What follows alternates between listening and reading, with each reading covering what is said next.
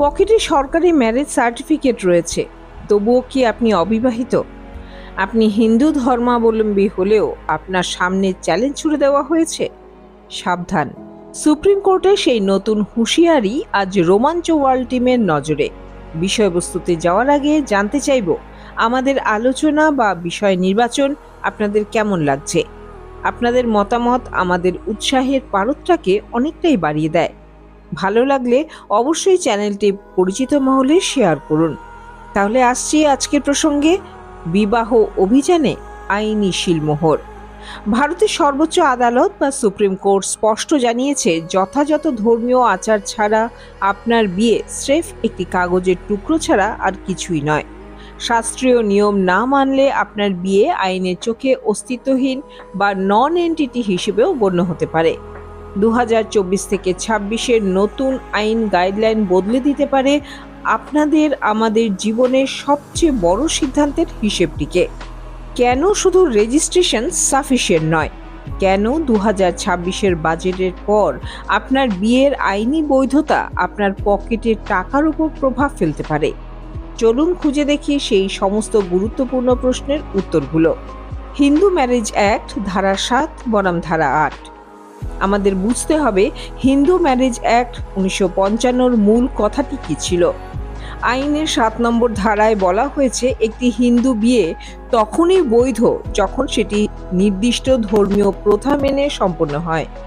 এখানে সবচেয়ে বড় শর্ত হলো সলেমনাইজেশন বা বিবাহের আনুষ্ঠানিক সম্পাদন।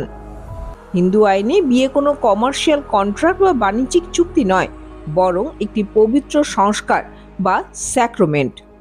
আইনের 7-এর 2 ধারা অনুযায়ী যদি প্রথা অনুযায়ী সপ্তপদী বা অগ্নির সামনে 7 পাক নেওয়ার নিয়ম থাকে, তবে 7ম পাকটি পূর্ণ হওয়ার পরেই বিয়েটি আইনি পূর্ণতা পায়। এবার প্রশ্ন উঠতে পারে, তাহলে ম্যারেজ রেজিস্ট্রেশনের কি প্রয়োজন? আইনের 8 নম্বর ধারা অনুযায়ী রেজিস্ট্রেশন হলো আপনার বিয়ের একটি প্রমাণ, কিন্তু এটি কোনোভাবেই সেই বিয়ের বিকল্প পথ হতে পারে না। আগে বিয়ে হতে হবে শাস্ত্রমতে, তারপর আসবে কাগজে কলমে প্রমাণের প্রসঙ্গ। সুপ্রিম কোর্ট পরিষ্কার বলছে, যদি শাস্ত্রীয় আচারই না থাকে তবে রেজিস্ট্রেশন সার্টিফিকেট স্রেফ অর্থহীন। 2024 সালের 19 এপ্রিল একটি মামলায় আদালত স্পষ্ট করে দিয়েছিল, হিন্দু বিবাহ আইনে যথাযথ শাস্ত্রীয় আচার এবং অনুষ্ঠান পালন করা বাধ্যতামূলক। কেবল ম্যারেজ সার্টিফিকেট বা রেজিস্ট্রেশন থাকলেই বিয়ে বৈধ বলা যাবে না। বিতর্ক দানা বাঁধে 2024 সালের সেই ডলি রানী বনাম মনীষ কুমার চঞ্চল মামলার রায়ের পর। এই মামলার গল্পটা ঠিক সিনেমার মতো, তবে নিঃসন্দেহে এক সাবধানবাণী। এই মামলায় উভয় পক্ষই ছিল কমার্শিয়াল পাইলট। তাড়াহুড়ো করে একটি প্রাইভেট সংস্থা থেকে শংসাপত্র নিয়ে বিয়ের রেজিস্ট্রি করেছিলেন তারা। কোনো শাস্ত্রীয় অনুষ্ঠান বা সপ্তপদী পালন করেননি। যখন তাদের মধ্যে বিবাদ শুরু হলো এবং ডিভোর্সের মামলা ওঠে, তখন সুপ্রিম কোর্ট লক্ষ্য করে যে তাদের মধ্যে কোনো আইনি বিয়েই হয়নি। ফলস্বরূপ আদালত তাদের বিয়েটিকেই বাতিল করে দেয়। মজার এবং ভয়ের ব্যাপার হলো, বিয়ে না থাকায় ডিভোর্স বা মেনটেনেন্স পাওয়ার সমস্ত আইনি পথ বন্ধ হয়ে গেল। আদালত স্পষ্ট করে দেয়, কেবল ভিসা পাওয়া বা বিদেশে চাকরির সুবিধা পেতে শর্টকাট বিয়ের কোনো আইনি মূল্য হয় না। এবারে বলবো 2026-এর সবচেয়ে বড় আপডেট, কেন আপনার বিয়ের প্রথাগত বৈধতা এখন আপনার ব্যাংক ব্যালেন্সের জন্য জরুরি। 2026 সালের বাজেটে institute of chartered accountants of identity ICAI যৌথ কর ব্যবস্থা বা জয়েন্ট ট্যাক্সেশনের প্রস্তাব দেয়। বিয়ে, ডিভোর্স, ব্যাংক ব্যালেন্স, খোরপোশ সব মিলেমিশে যাচ্ছে তো বলছি।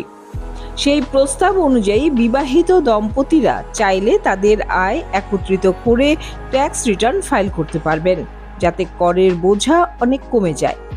কিন্তু এখানেই রয়েছে একটি টুইস্ট। এই সুবিধা পেতে হলে আপনি যে আইনত বিবাহিত সেটা প্রমাণ করতে হবে। যদি সুপ্রিম কোর্টের নিয়ম অনুযায়ী আপনার বিয়েতে শাস্ত্রীয় অনুষ্ঠান না থাকে, তবে আপনি এই বিশাল ট্যাক্স সেভিংস বা যৌথ হোম লোনের সুবিধা থেকে বঞ্চিত হতে পারেন। অর্থাৎ বিয়ের নিয়ম মানা এখন শুধুমাত্র ধর্মীয় রিচুয়াল নয়, অন্যথায় বড় আর্থিক ক্ষতির ঝুঁকিও থেকে গেল বটে। যদি ভবিষ্যতে যৌথ কর ব্যবস্থা চালু হয় তবে বৈধ বিবাহের প্রশ্নটি নিঃসন্দেহে আরও গুরুত্বপূর্ণ হয়ে উঠতে পারে। গল্পটা কিন্তু এখানেই শেষ নয়। এবার আসছে সন্তানের অধিকারের প্রশ্নে। অনেকের মনেই প্রশ্ন আসতে পারে, যদি বিয়েই অবৈধ হয় তবে সন্তানের কি হবে? এখানে আইন অবশ্য কিছুটা নমনীয়। হিন্দু বিবাহ আইনের 16 নম্বর ধারা অনুযায়ী বিয়ে অবৈধ হলেও সন্তানদের বৈধতা কেড়ে নেওয়া যাবে না। 2024 সালের সুপ্রিম কোর্টের পর্যবেক্ষণ অনুযায়ী এই সন্তানরা তাদের বাবা মায়ের সম্পত্তিতে পূর্ণ অধিকার পাবে। তবে শাস্ত্রীয় নিয়মের ক্ষেত্রেও কিছুটা ব্যতিক্রম রয়েছে। যেমন তামিলনাড়ুর সেলফ রেসপেক্ট ম্যারেজ। এখানে পুরোহিত বা অগ্নি ছাড়াই কেবল আত্মীয়দের উপস্থিতিতে মালা বদল করে বিয়ে করা বৈধ, কারণ সেটি ওখানকার স্বীকৃত প্রথা। অর্থাৎ নিয়ম মানার অর্থ হলো আপনার নিজের প্রথাকে যথাযথভাবে পালন করা। তাহলে বন্ধুরা, আধুনিকতার নামে আমরা অনেক সময় আমাদের যে শিকড়কে ভুলে যাই, আইন এবার সেটাই মনে করিয়ে দেবার দায়িত্ব পালন করছে। হিন্দু বিবাহ কোনো নিছক চুক্তি নয়, এটি একটি দায়িত্ব। সুপ্রিম কোর্টের এই কড়া হুঁশিয়ারি মূলত আমাদের সমাজের মৌলিক স্তম্ভ, অর্থাৎ পরিবারকে সুরক্ষিত করার জন্যই। তবে আলোচনায় বারবার হিন্দু কথাটা উঠে এলেও আপনারা নিশ্চয়ই স্বীকার করবেন, নিজের সংস্কৃতি ঐতিহ্যকে মান্যতা দেবার মাধ্যমে আমরা মূলত সুস্থ সমাজ ব্যবস্থাকেই এগিয়ে নিয়ে যেতে পারি। আজই নিজেকে একটা প্রশ্ন করুন, আপনার বিয়ে কি শুধুই রেজিস্ট্রির কালি দিয়ে লেখা, নাকি অগ্নিকে সাক্ষী রেখে শাস্ত্রীয় আচার সম্পন্ন হয়েছিল? কারণ কাগজ হারিয়ে গেলে ডুপ্লিকেট পাওয়াই যাবে, কিন্তু যদি আইন বলে বিয়েটাই হয়নি, তখন শুধু সম্পর্ক নয়, অধিকারও প্রশ্নের মুখে দাঁড়াবে। আপনাদের মতামত কি? বিয়ে কি শুধুই একটি রিচুয়াল, নাকি এক ধরনের সামাজিক ও আইনি কন্ট্রাক্ট? কমেন্টে লিখে জানান। আমরা নিশ্চয়ই আপনাদের মতামতকে মান্যতা দেব।